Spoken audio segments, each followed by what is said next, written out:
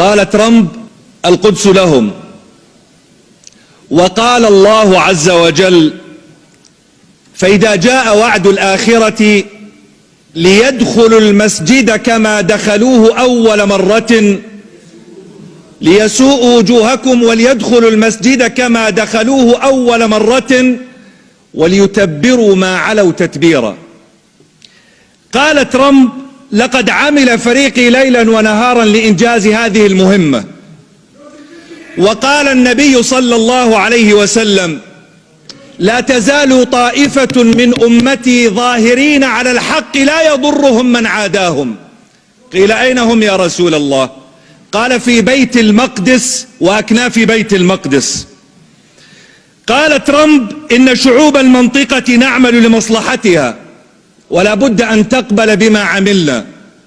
وقال النبي عليه الصلاة والسلام: لو لم يبق من الدنيا إلا يوم لطول الله ذلك اليوم حتى يقاتل آخر هذه الأمة الدجال. قيل: أين هم يا رسول الله؟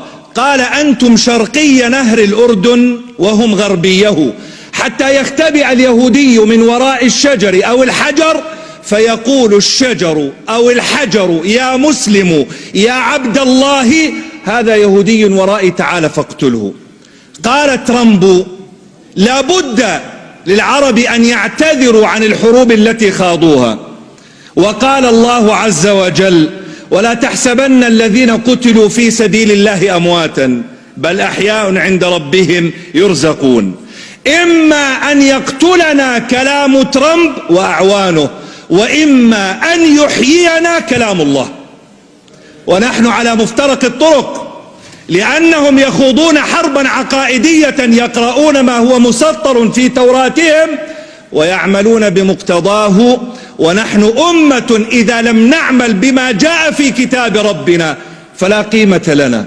نحن اليوم في حالة ضعف، والضعف لا يعيبنا والاحتلال لا يعيبنا، فإن الله عز وجل يقول: وتلك الأيام نداولها. وقال الله عز وجل: ما كان الله ليذر المؤمنين على ما أنتم عليه من غلبة وقوة وارتفاع شأن حتى يميز الله الخبيث من الطيب.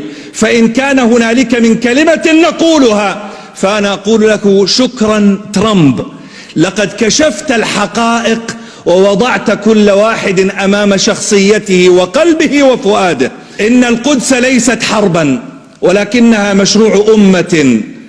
القدس ليست حربا ولكنها مشروع أمة نحتاج فيه إلى أمران. الأمر الأول: ألا نقنط، ألا نهزم. لئن غلبنا على الأرض فما ينبغي أن نغلب على عقيدتنا.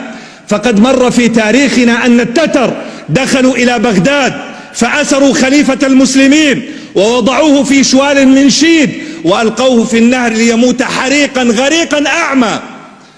وكان خطباء الجمعة يقولون: لتفتحن القسطنطينية ونعم الجيش جيشها ونعم الأمير أميرها.